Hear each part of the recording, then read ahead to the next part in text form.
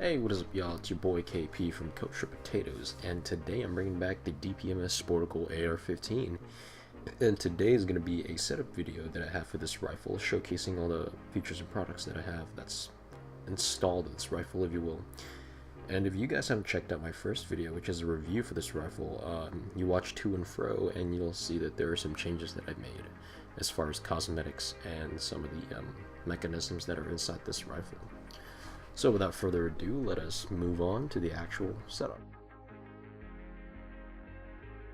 So the first order of business would be the front sight post. I have the UTG Leapers MNT751 low profile gas block iron sights, and this one's made specifically for gas block rifles because it is 1/4 of an inch higher than most iron sights, or most front sights, because it has to compensate for the lower gas block profile. And as for the rear sight, we have the UTG Leapers flip-up MNT951. It is a very simple and eloquent rear sight with dual aiming aperture, so you have a small peep sight and a larger aperture sight. And it goes hand-to-hand combo with the MNT751. And before touching base with the actual stock itself, I'd like to say that I replaced the commercial spec buffer tube that was on this rifle with the mil-spec buffer tube. And the old credit Castanol came along with it as well. And replacing the Partis that I had earlier, it's the Magpul MOE SLK carbine stock. Telescopic as per usual. It's very comfortable to shoulder with its rubber butt pad, I have to say. It's also very cheap. It's a very good economical choice if you're running on a budget. I would definitely recommend it to any shooter out there. And my favorite out of all these features in this rifle has got to be the fire control group in this rifle.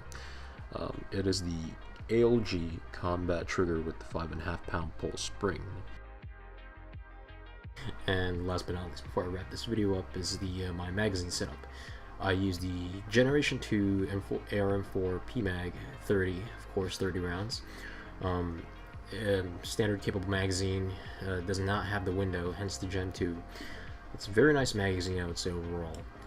And the first round that sits on my magazine is a tracer round with that orange tip shown in this clip. And if you're interested in any of these aftermarket products that are on this rifle right now, fear not. I will be creating some form of review video individually, going in depth with each of the parts, because I'm unable to do that, mainly because this is a more of a quick setup video that would take 2 to 3 minutes, rather than having an in-depth, sit down talk about each part for 5 to 10 minutes. If that was the case, this video would just go on and on like forever. And so I'll save that for a separate time. And meanwhile, I'm also going to show you some of the groupings I had at 100 yards, in which I did not have video footage of it, unfortunately. However, I will be doing another shoot video, and this time the footage will be uploaded. I'll have a GoPro set up downrange, and you can see the target holes there. And I'll also have some camera set up behind me shooting, and so you'll be able to get some live footage and feedback from there on. Alright, well, I appreciate for y'all watching this video. My name's Kosher Potatoes, and we're signing off.